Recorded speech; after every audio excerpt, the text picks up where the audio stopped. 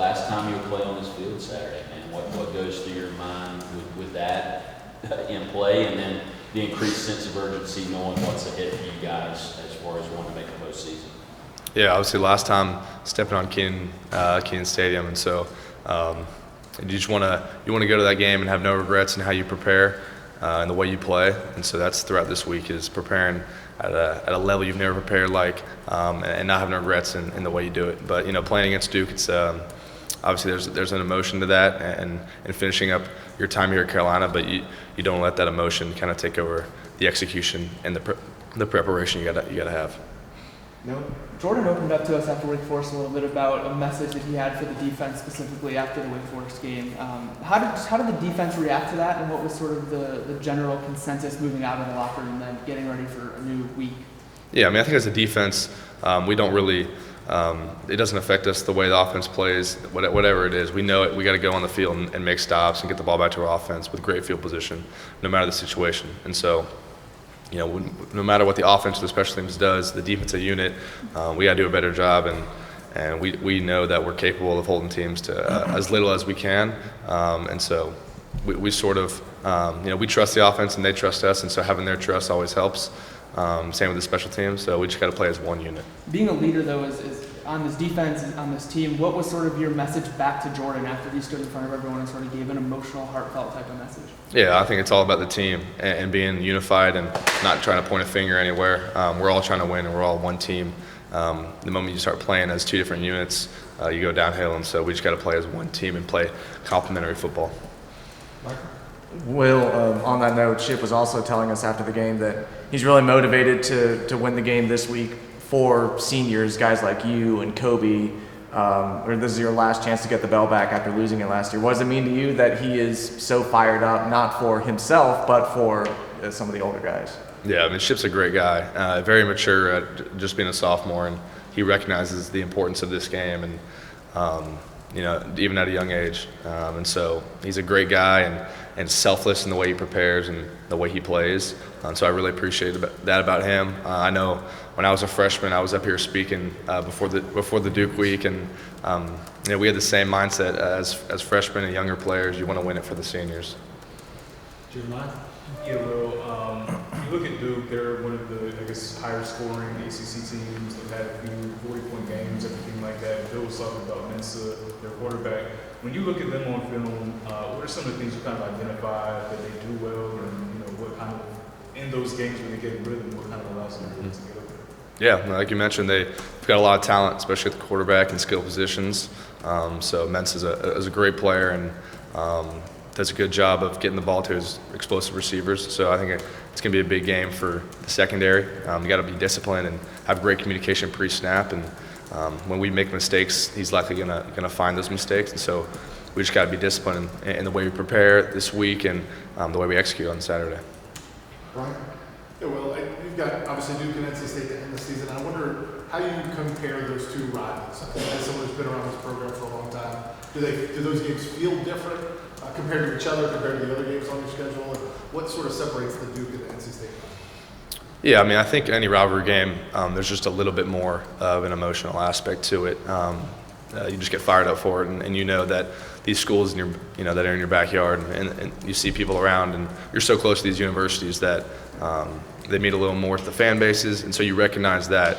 I don't think it changes your approach to the game or the way you need to execute. But the difference between the two rivalries, I don't see too much of a difference. I think they're both pretty, pretty heated, and you want to win both of them. So that.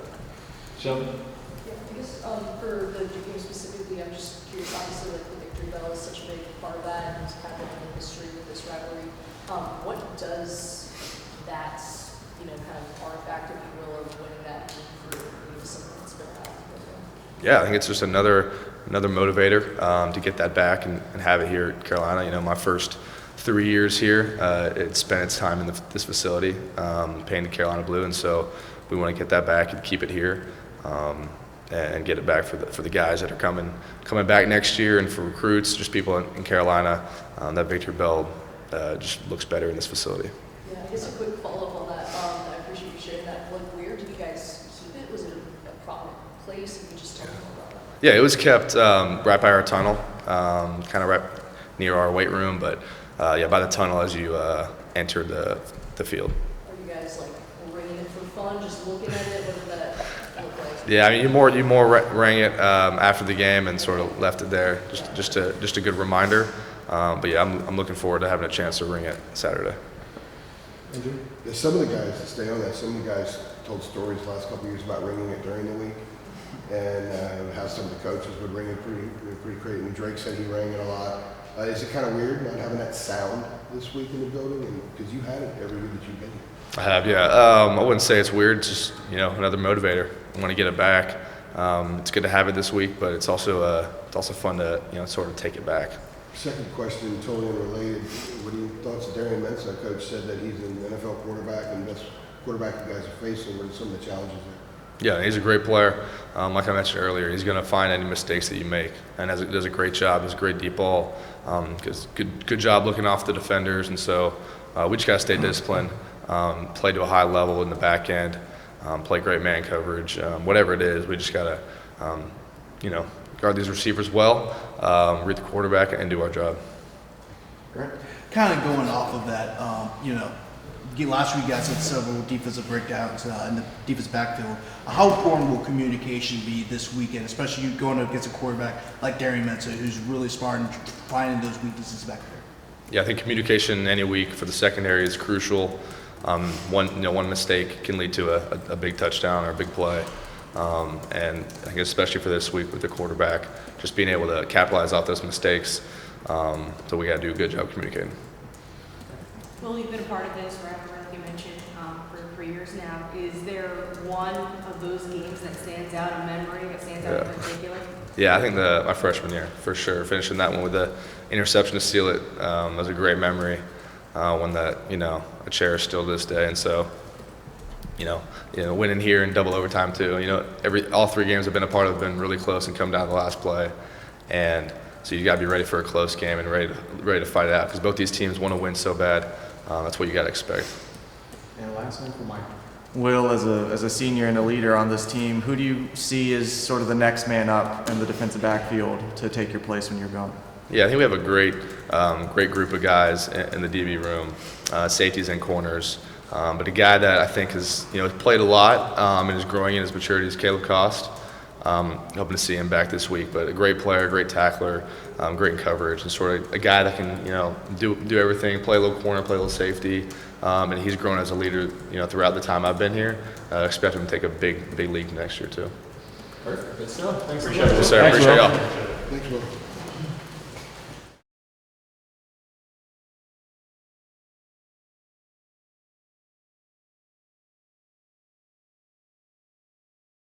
Luca, how are you doing? Good. So you had 9 strikes, and I asked Bill this a little bit earlier. I'm asking you the same question. What are some tangible improvements you believe that you've made going back to the first round? Just running the offense as a whole. Just getting the ball moving. We got to do better in the red zone, of course, but just getting the ball moving, executing the plays, and getting us in the right checks and alerts just to make sure we're getting the best ball play we can run for that play.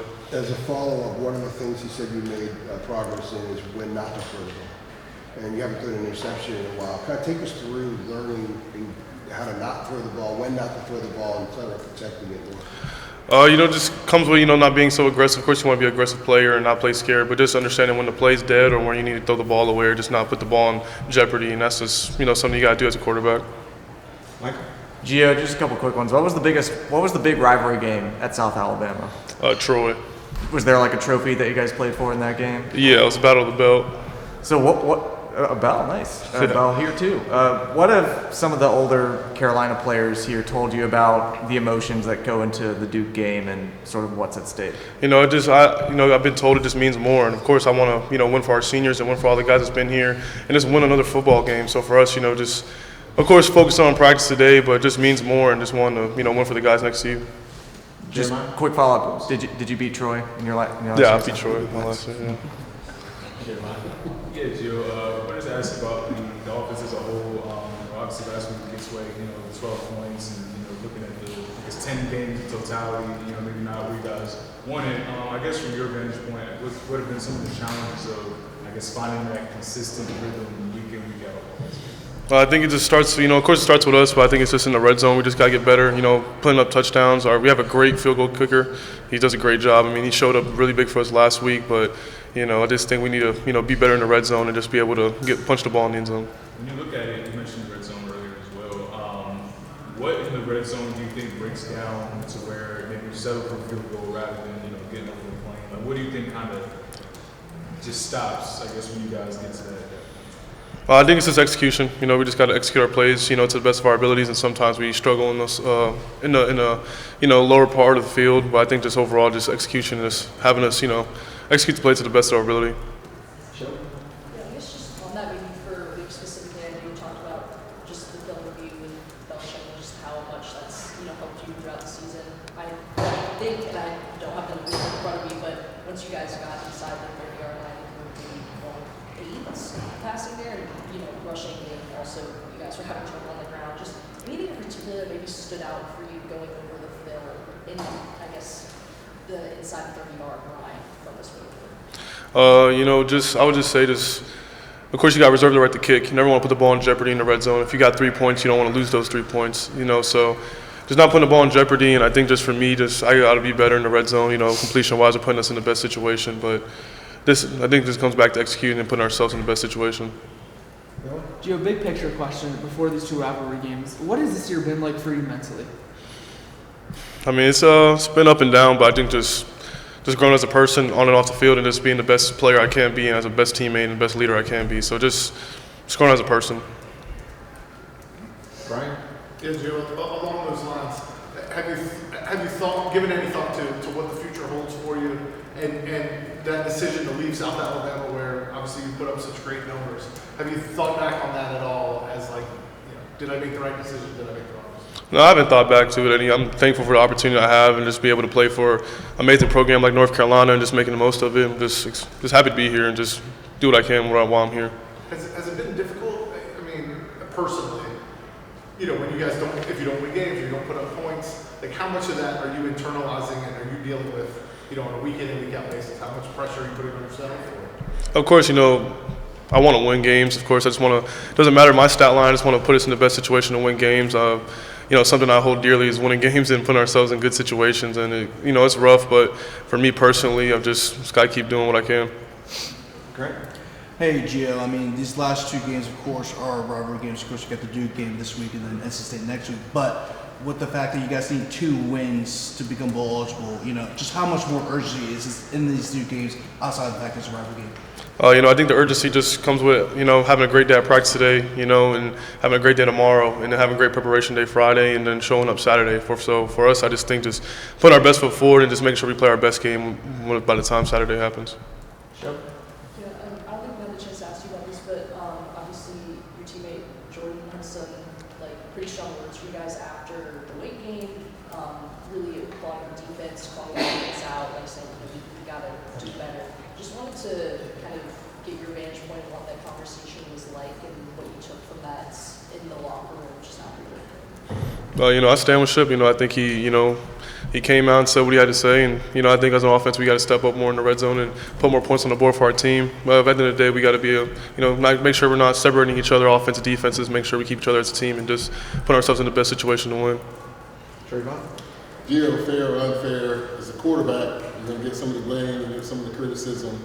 How much are you taking that upon yourself, being in that role of a leadership position and the face of the offense, to trying to get this thing better when you guys are struggling to put up points? I take it very personal. You want to be the leader for the team and you want to, put the offense in the best situation. And for me, I just want to be helpful for anybody and just want to be that leader role. And, when your offense is struggling, I feel like it's on me, and I want to put us in the best place, best places to win. So, I take it very personal. I just want to make sure we have great days.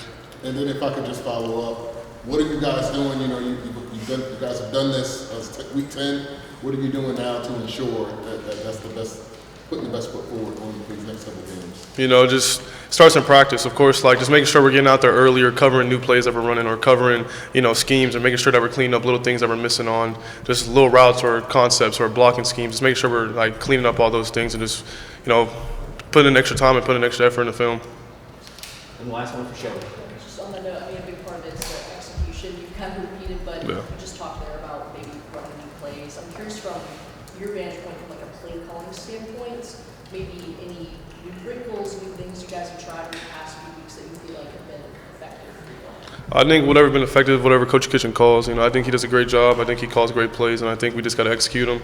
So, when it comes to new wrinkles or new plays, I think just whatever, Coach wants us to run, we just need to execute to the best of our ability. Perfect. Thanks so much. Appreciate you.